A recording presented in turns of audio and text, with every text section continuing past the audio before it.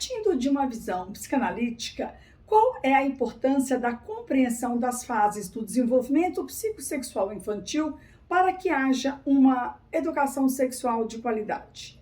Este é o assunto do vídeo que vai ao ar daqui a pouco. Fiquem comigo, assistam ao vídeo, não deixem de ativar o sininho e, em nome da criança, compartilhem.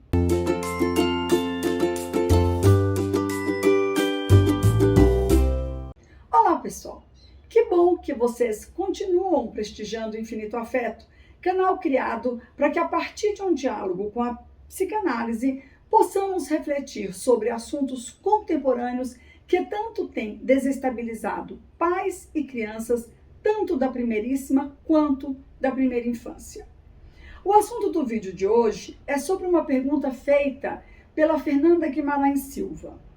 Nessa pergunta, ela manifesta a sua preocupação sobre como preparar a sua filha, que hoje tem 2 anos, com relação a possíveis brincadeiras de crianças com 3 e 4 anos, dispostas a investigar e descobrir quais são as diferenças sexuais. Bom, Fernanda, sua pergunta é bastante pertinente e aponta para algumas questões que, a princípio, precisam ser esclarecidas e entendidas para que a conversa com as crianças sobre sexo não seja precipitada ou atrasada. A sexualidade da criança é um tema difícil de ser abordado, grande parte em razão dos ensinamentos de culpa e pecado veiculados pela Igreja Católica, que desde sempre associou a sexualidade infantil à proibição, ao pecado e à coisa errada. Com esse pensamento retrógrado, a sexualidade é pouco falada e pouco explicada, configurando, consequentemente, condutas inadequadas que acarretam inúmeros problemas e prejuízo às crianças. A primeira coisa a ser destacada é quanto à confusão que há na compreensão do conceito de sexualidade quando falamos do adulto, o qual está diretamente relacionado ao prazer com o outro, e quando o associamos à criança, o qual está relacionado ao prazer que ela tem a partir dela mesma, ou seja, o prazer autoerótico. Para tanto, é fundamental que se compreenda que a criança, ao nascer, não passa de um pedaço de carne. Apesar dela já nascer inserida na linguagem e na cultura, ela nasce completamente imatura e sem nenhuma inscrição prévia.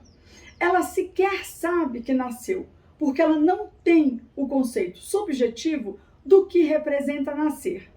E, pela mesma razão, ela não sabe que tem um corpo e que esse corpo tem bordas, ou seja, tem limites. Totalmente desamparada e dependente do outro para sobreviver, é justamente a partir do outro que ela começa a se constituir física e psiquicamente. É o outro que vai humanizar a criança a partir da linguagem e é nesse outro, que normalmente é a mãe, que a criança deposita toda a sua falta e todo o seu desamparo, os quais serão reparados a partir dos cuidados e da palavra.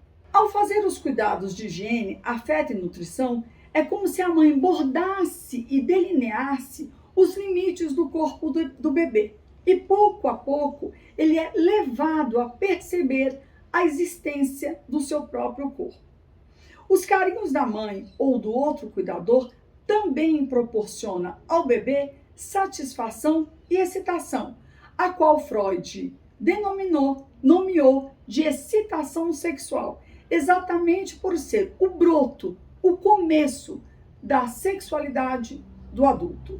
A diferença é que a sexualidade infantil não conhece lei nem proibição, e os primeiros contatos da criança com o mundo decorrem de uma excitação sensorial de qualquer parte do corpo dela, que funciona todo ele como uma zona erógena para o desenvolvimento da libido. Todo o corpo do bebê, da cabeça aos pés, é fonte de prazer. E por não haver preferência de uma zona erógena determinada, afasta-se totalmente do modelo genital adulto e do que se entende por uma relação sexual. Portanto, a relação que o bebê tem com o outro cuidador, apesar de prazerosa e sexual, não pode ser entendida como a relação que o adulto tem com o outro no sentido de procriação. Nesse momento primitivo de maturação infantil, a libido deve ser entendida e considerada apenas como um meio de buscar a satisfação, inclusive porque a sexualidade no bebê apresenta-se no formato autoerótico, o que significa que ele obtém o prazer do próprio corpo, como quando ele mama, chupa o dedo e se masturba. Com esses movimentos, o bebê tenta repetir o prazer atingido quando for alimentado no peito ou na mamadeira pela primeira vez. A sexualidade da criança não possui moralidade definida nem barreiras, como a vergonha ou nojo, como acontece com o adulto. E com algum tipo de sedução, é muito fácil conduzi-la para qualquer tipo de ato contrário às interdições culturais, acontecendo a violência sexual sem que a criança sequer se dê conta do que aconteceu. Daí porque é importante que os pais saibam sempre com quem a criança está e, muitas vezes, o perigo encontra-se dentro de casa, justamente pela facilidade e pela vulnerabilidade da criança. À medida em que a criança vai crescendo, as zonas de prazer vão ficando mais definidas.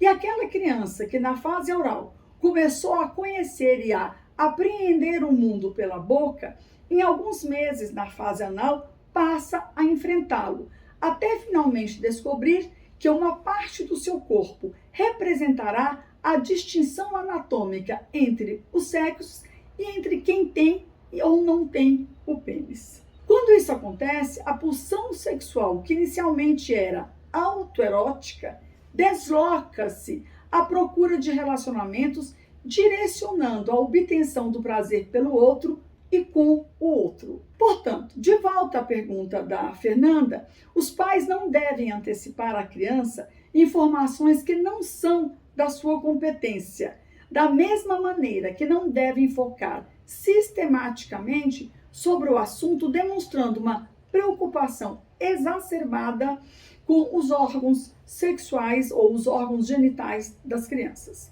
Compete aos pais entenderem que a sexualidade infantil é um processo natural e culturalmente desenvolvido desde as primeiras experiências afetivas do bebê, desenvolvido com a mãe, e que, além disso, é um direito da criança cabendo aos pais. Portanto, assegurar esse direito, permitindo que ela vivencie e conheça as atividades sexuais que são próprias da sua idade. Remetendo aos posts feitos no Instagram do Infinito Afeto, deve-se sempre ter em mente que do 0 até por volta de 1 ano e 6 meses, a criança está na fase oral. Nessa fase, a pulsão é predominantemente autoerótica e não há chance da criança se interessar pelos amiguinhos ou pelos coleguinhas. Por volta dos 2 anos aos 4 anos, a fase anal, fase na qual a criança começa a se posicionar e a enfrentar a autoridade, mas não o suficiente para se proteger. Dos 4 aos 6 anos, entra em ação a fase fálica, na qual a criança, sem malícia alguma, se interessa pelas diferenças sexuais anatômicas e desfruta do prazer na manipulação dos órgãos genitais. Portanto, desde que não haja excesso, as brincadeiras com crianças de mesma faixa etária devem ser encaradas com naturalidade e os pais devem interferir apenas se observarem um excesso por parte da criança ou do grupo. Nesse caso, o importante é ficar atento às crianças, com quem elas estão e do que e como estão brincando. A interferência do adulto deve ser delicada e cuidadosa, posto que são comportamentos, todos eles, esperados para essa faixa etária.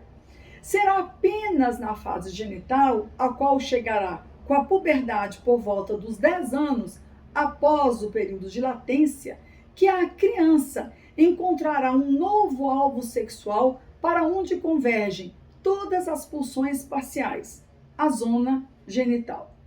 Nessa fase, com o amadurecimento dos caracteres sexuais secundários, a criança começará com suas experimentações em direção às suas relações amorosas. Bom, com essas informações, eu espero ter conseguido responder à questão formulada pela Fernanda, que ainda tem um tempinho pela frente para poder relaxar. Esse canal e os posts no Instagram possibilitam que o Infinito Afeto difunda conceitos importantes da psicanálise, tornando-os mais acessíveis às pessoas interessadas e contribuindo para a compreensão não só da constituição psíquica, como também das fases psicossexuais da pequena criança e de muitos outros conceitos que são fundantes para a condição humana. Sejam generosos, compartilhem para que mais famílias e mais crianças tenham acesso a informações de qualidade. Deixem seus comentários, façam perguntas, se inscrevam no canal e não deixem de ativar o sininho. É muito bom escutar o que vocês têm a dizer e falar para quem quer escutar.